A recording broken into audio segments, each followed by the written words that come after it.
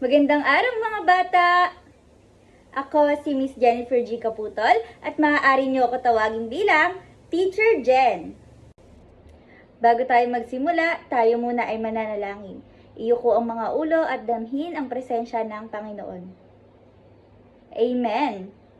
Handa na ba kayong matuto? Kung gayon, tara, samahan niyo ko at ating libutin ang mga rehiyon sa Pilipinas. Welcome to Region 9, Zamboanga Peninsula. This region has 4 provinces, and those are Zamboanga del Norte, Zamboanga del Sur, Zamboanga Sibugay, and Zamboanga City. Isa nga sa sikat na delicacy dito sa Zamboanga ay ang Spanish sardines. Alam din ba ninyo na dito rin matatagpuan ang tinatawag na Rizal National Park na pagmamay-ari po ng ating pambansang bayani na si Dr. Jose Rizal. Ang mga lengguwahe naman dito ay Chavacano, Cebuano, English, Subanon, Ilonggo, Tagalog, Tausug at Spanish. Isa nga sa sikat na delicacy rito ay ang Spanish sardines. Dito rin po matatagpuan ang tinatawag natin na Rizal Park. Tara! Tayo naman pumunta sa Region 10, Northern Mindanao. Dito sa Region 10 ay mayroon tayong 5 provinces, and those are Bukidnon, Misamis Oriental, Misamis Occidental, Lanao del Norte, and Camiguin. Ang mga lengguwahe naman na ginagamit dito ay iba-iba, tulad na lamang ng English, Cebuano, Binukid, Hiligaynon, Maranao, Waray, Ivatan, Tausug, Kinamigin at Subanon. Kilala ang region na ito dahil sa pastel na kung tawagin po nila. Ang pastel po kasi ay isang uri ng tinapay na kung saan ay may iba't ibang flavor. Katulad na lamang ng chocolate, ube, and vanilla. Dito rin matatagpuan ang Mount Kitanglad Range National Park na located naman sa Bukidnon. At dito rin po matatagpuan ang endangered species na katulad na lamang ng Philippine Eagle and Tarsier.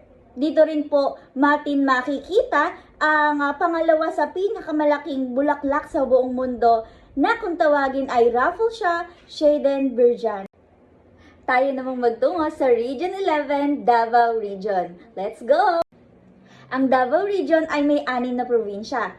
Una na dyan ay ang Compostela Valley, Davao City, Davao del Norte, Davao del Sur, Davao Oriental at Davao Occidental.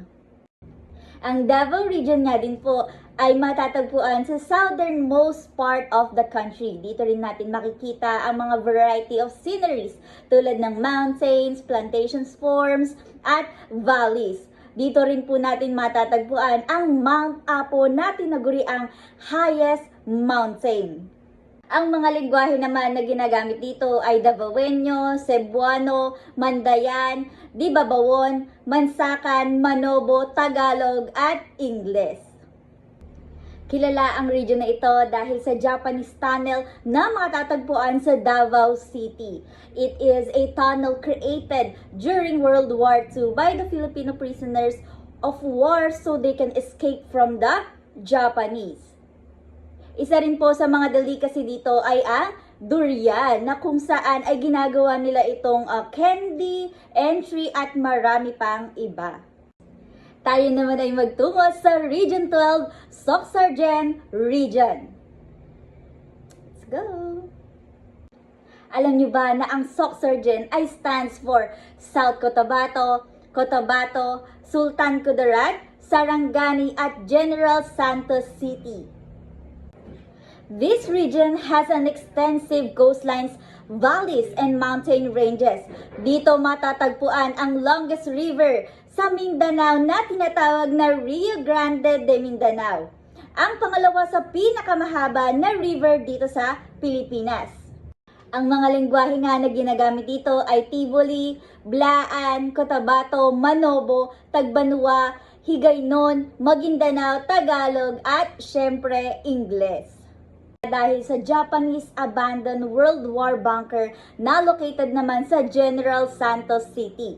It is an imperial base for Japanese during their stay in the Philippines under World War II. Ipinagdiriwang din po dito ang Tinalak Festival showcasing the pride of Cotabato, the art of weaving Tinalak fabric. Tara naman pong dumayo sa Region 13, Caraga.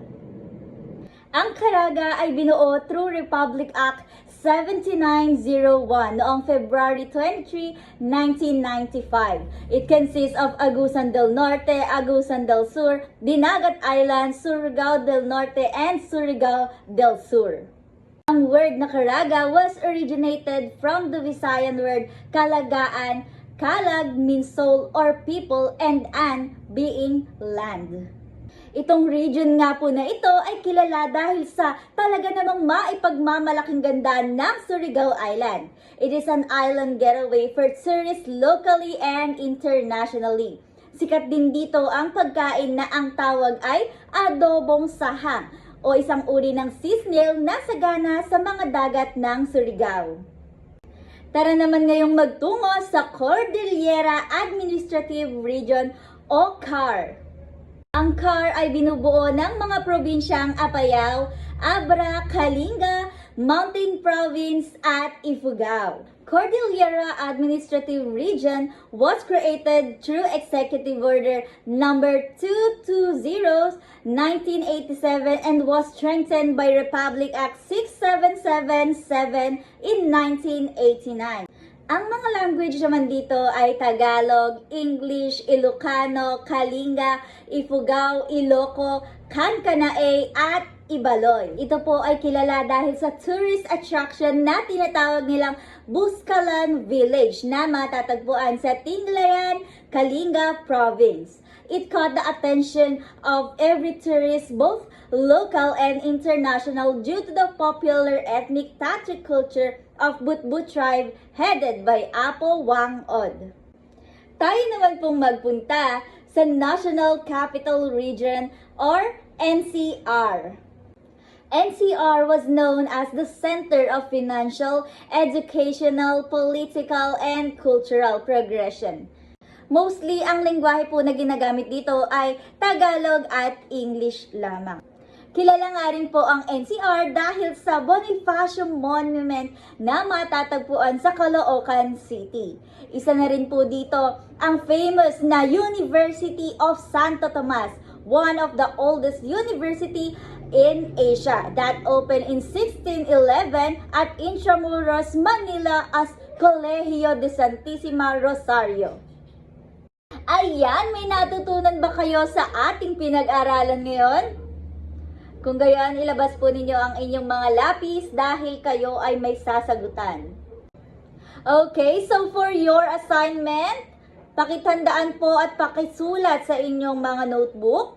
Okay, sa isang bond paper, kayo po ay pipili ng isang region. Isa lamang po at magdo-drawing kayo. Kinakailangan na makikita doon ang mga iba't ibang food delicacies at festival sa napili po ninyong region. Naiintindihan po ba?